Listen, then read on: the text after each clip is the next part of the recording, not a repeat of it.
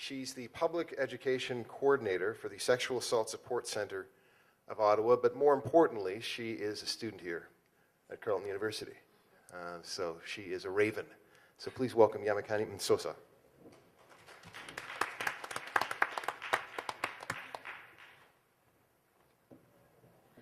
So again, thank you to all the organizers, Adnan, Blair, and for the rest that I'm forgetting. Thank you for having us here today and to discuss issues around the Black experience in Ottawa. So as Adrian mentioned, I am the Public Education Coordinator for the Sexual Assault Support Center of Ottawa.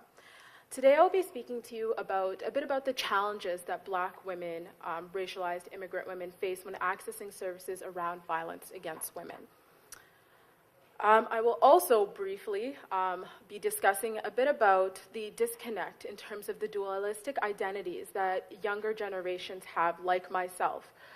So hopefully I'll try to go through this as quickly as possible, so bear with me.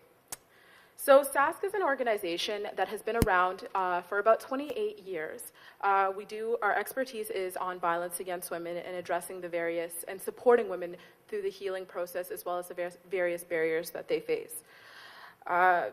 We recognized that in terms of mainstream services, it was often a specific community that was accessing our services. It was not racialized women, it was not immigrant women, it was not refugee women. And so, 18 years ago, to address this issue, we created the Women in War program.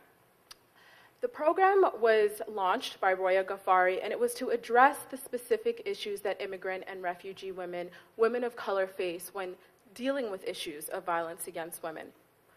The program helped women navigate through various systems, such as community housing, issues around status, while also allowing women to receive support around the violence that they experienced in their home countries and the violence that they may be experiencing here in Ottawa. Sponsored immigrant refugee women, mail order brides, domestic live-in caregivers are especially vulnerable to abusive relationships. They're dependent upon their partners economically, for economic support, as well as for immigration status support. These women face threats, withdrawn for work contracts, difficulty in accessing legal help due to economic and language barriers. So, if this is happening to racialized women or women of color, why don't they just report to the police? Why don't they access the services that are afforded to in broader Canadian society? There's a myriad of answers to that, but what it boils down to is that, one, an issue of silencing, the implications it may have on their family if they do report, the risk of having their children taken away by the Children's Aid Society or being reported for being unfit or unfit mothers. Also, the implications they may have on their status if they are applying for that.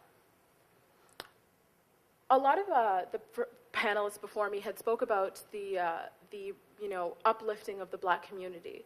One thing I want to address is that we need to recognize the racist and sexist institutionalized within Canadian society.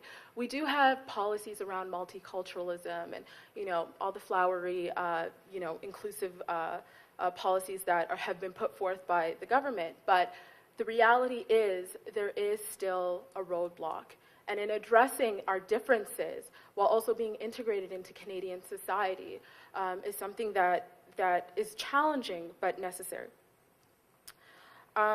So, I'm just going to skip over some things here. So, coming back to the notion of racist and sexist attitudes within Canadian society and the challenges that women face.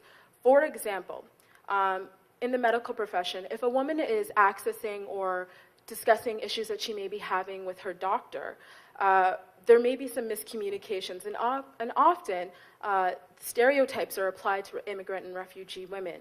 And so those are the things that we try to address at SASC by supporting women, by going with them, being the communicators. Political violence against women is something that has not been taken seriously politically on the federal level, on the municipal level, on the provincial level. Canada has signed on to various conventions, such as the Committee to End Discrimination Against Women, but very, very little has actually been done. So we need to put pressure on our governments, as well as our communities as well, to address that this is a real issue, this is happening, and it is connected to the various issues of poverty, unemployment that have been brought forth earlier. So overall, due to short time, my goal here was just to shed light on the issues that women, Black women of color face, specifically around violence against women. The next segment am I good for time? Good, okay. The next little bit I'm gonna talk about is the dualistic identities of the youth in Ottawa, the Black youth. So I was born in Malawi. I came here when I was 4 years old, and I've been here for about 18 years. Growing up, I could say that I was fairly integrated into Canadian society, I think as integrated as you can possibly get. I went to high school here, I'm a student here at Carleton University. However, I did still find that something was missing. For me, personally, I do not necessarily identify with an African community, mainly because there's no Malawian community. And even when I am associating with whether it be students from Ghana or various African countries, there still is that disconnect in terms of where do I fit in? What is my identity? And where exactly, like I said, where do I fit in? So also addressing that with the younger generation, there are just different issues that we face in terms of not only accessing, but making a connection with, I guess you could say, the older generation and the issues that they face. So I'm going to stop here. If you have any questions for me, well, I guess it'll be question time in about 5 minutes. So thank you very much for having me, and yeah.